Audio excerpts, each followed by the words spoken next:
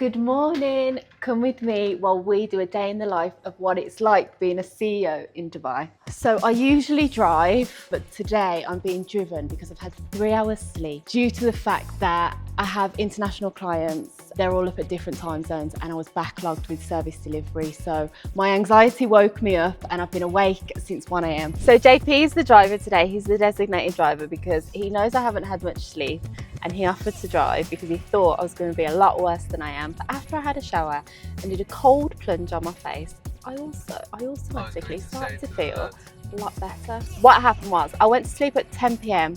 I woke up at 1:58 a.m. and then I was awake until 5 a.m. and I fell asleep for about an hour. And when I woke up, my eyes were burning and I thought, oh my God, I can't do life today. So JP offered to drive and here we are. So today I have a meeting at 8:30. It is currently 8:01 a.m. and that is in Jumeirah with a client. Then we're going over to Business Bay because I'm doing a presentation for a new agency, educate them on the Golden Visa, Property Investor Golden Visa. I know the managing director there anyway, so just have a general catch-up. And then I'm moving apartment on the weekend and I need to go and give the checks. So you will be coming with me to see how you basically get a tenancy agreement in Dubai. So the client that I'm about to meet, he was one of my very first clients. He was one of the first people to ever believe in me. As a result of the work I did for him, he's got me other clients. But not only that, he also, every time I see him, he's also like my business mentor. He allowed me to learn through his companies a lot of the processes. So he's a very valuable client. So when he wants to meet me first thing in the morning, even though I like slow mornings to myself, I will always be here to meet him. So what I actually do for my clients, which I don't really talk about that often, is other than the business setup and getting them visas, my role is a business consultant. So I do like 360 advisory. I explain to them if they're new to Dubai, how Dubai works. I get their business license set up, but then it's ongoing after that. We make sure that they're registered for corporate tax, for VAT. We make sure that their filing is done at the right time so no fines are incurred. We make sure that the staff are compliant, the company's compliant, and just make sure that basically from all angles, them and their company are protected. So anything they need, any problems they have during the month, I liaise with them, I liaise with their PA, I liaise with everybody to make sure that their operation in Dubai is running as smoothly as possible. I make that happen just because when I first started the business, well, to be honest, I still do a lot of it myself, but when I first started the business, I went around and I connected with all the people in the different government offices. And just through seeing me so many times, we became quite close. So now I can operate. That's why I'm always on my phone, because everybody I'm dealing with now is pretty much via WhatsApp. I can see my client coming in the background, so I'm gonna love you and leave you.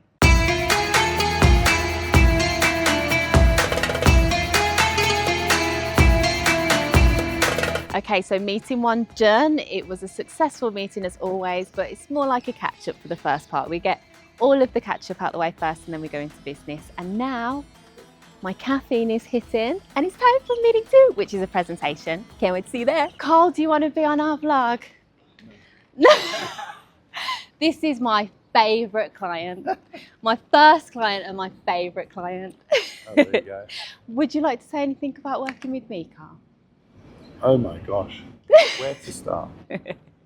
Absolutely fantastic service. Doesn't charge enough money. Told us you should double her fee. Thank you. So yeah, this is my favourite part of the job, meeting with the clients and just catching up with them when they're in Dubai and making sure that everything's on track for their businesses and their lives in general, because I'm also like a life coach to them. What I don't really enjoy is creating content, but not this kind of content, like the operational side, like the admin stuff. It really like drains me, but I come alive when I'm with people, so I charge up from them, and then doing all the admin is like, ugh. When I'm doing applications for clients, I actually prefer to do that myself, because if something goes wrong on an application, it can cost money. And I will never tell a client if an application's gone wrong. I'll just pay it. And there's many times where I've paid for mistakes that I haven't made. So I've employed someone to do some admin. And do I hate it? I don't hate it when people make mistakes because they've made a mistake. I hate it because it delays the process of the service delivery. I always say to everyone, I've never really been the kind of person who chases money. I'm more about customer service. So for me, my worst nightmare is if a customer has a bad service from me. I will lose sleep over that. That's why I wake up in the middle of the night and I'm like, oh, I forgot to do this, or this client's going to message me. I need to message them before they message me. So yeah. So now we're on the way to Business Bay for the second meeting of the day. I love it when I'm not driving, because when I'm in a meeting, I can't look at my phone, and my phone is active. So there's always constantly, like, I'll give you just a quick, that's what you can expect. Constant messages. People are chasing me. People want to know what's going on with their application. People want to know what's going on with their travel. People are, the clients, especially if they're new clients and they're not used to Dubai or how it works, or they haven't worked with me before, they can be a little bit anxious because they're spending a lot of money to get a residency in a foreign country or opening up a business here, and it's a scary process. So they want constant reassurance from me, which I understand, but sometimes I can't always be available. So the fact that JP is the designated driver today means that on the way to Business Bay, which is 25 minutes, I can check my phone, check my emails, make sure everything's going as swimmingly as possible.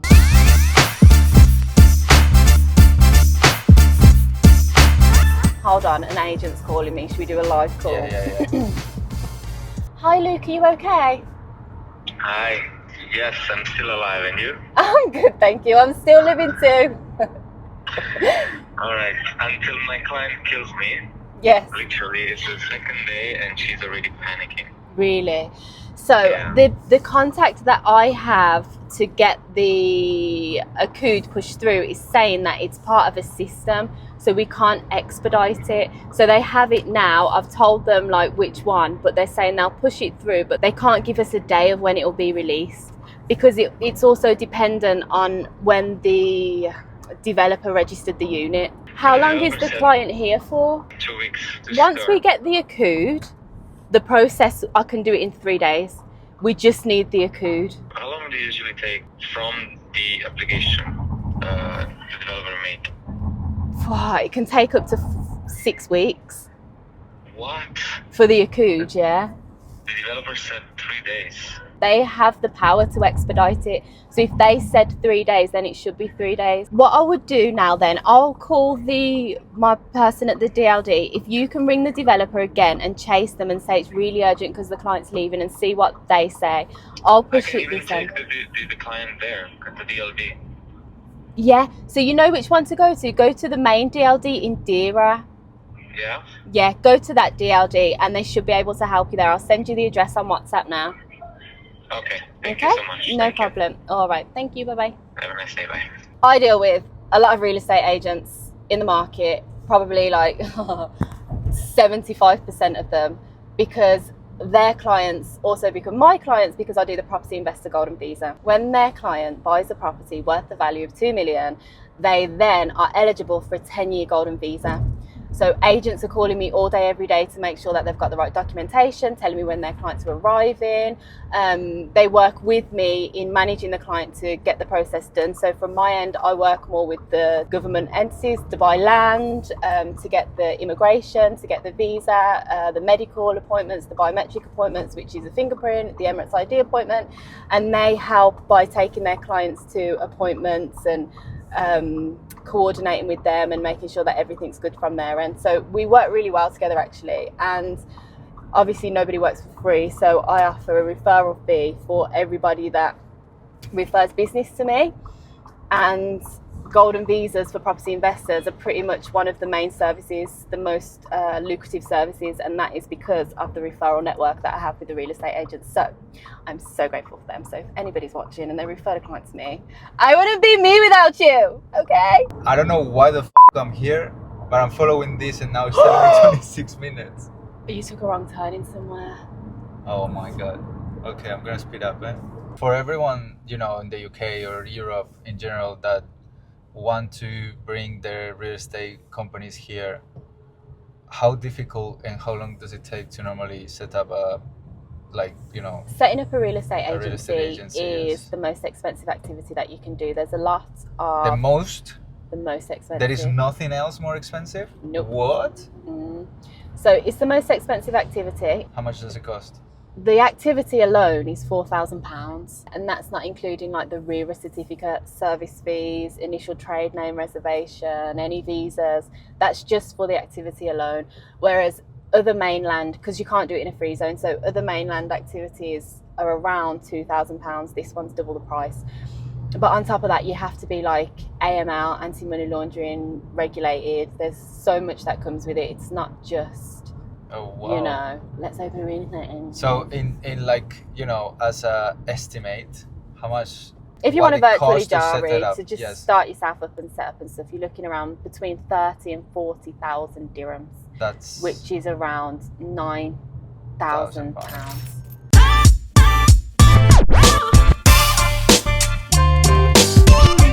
Your Visa UAE, and I partner up basically with you guys because you guys have the clients who buy property and then they need a visa if they need a bank account and stuff. I'm going to quickly run through a really short presentation with you, just explaining the benefits, and then if you've got any questions at all, then let me know. And yeah, I'll share my number at the end and you can all contact me. Does everybody know what a golden visa is? Yeah, it sounds patronising when I say it, but just for anybody who just needs a little bit more information, you get extended stay outside of the UAE, so you can come and go as much as you please. So for an international investor, it's really attractive because if they want a bank account or if they want to put their property on short-term rental, they can come and go as much as they please. They don't have to stay here for a certain amount of time.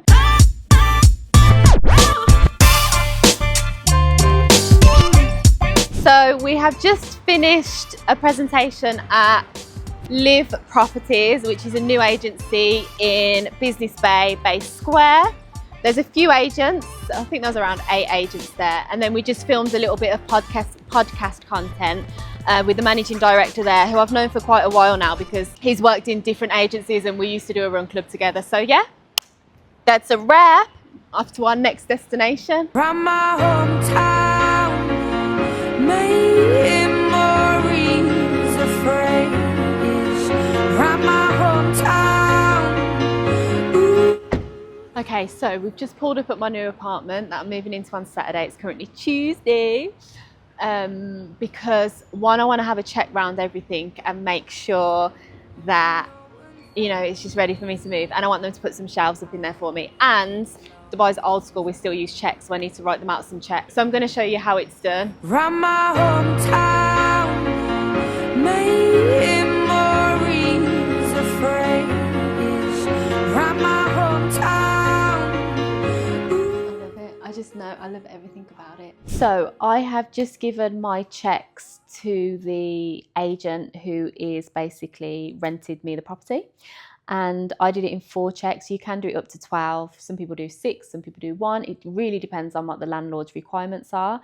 The reason that we do it in checks over here in Dubai is for security purposes, because they're really strict on missed payments, especially for rent.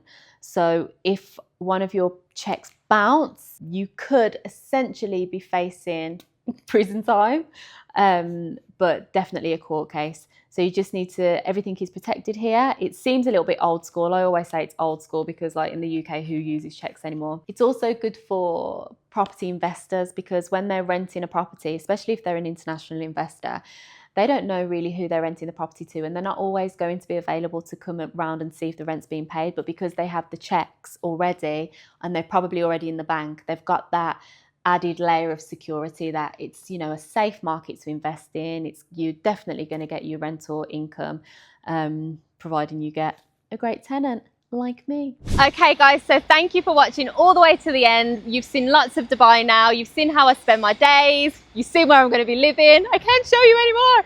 But if you did like this video, like, subscribe and share, and I'll see you in the next one.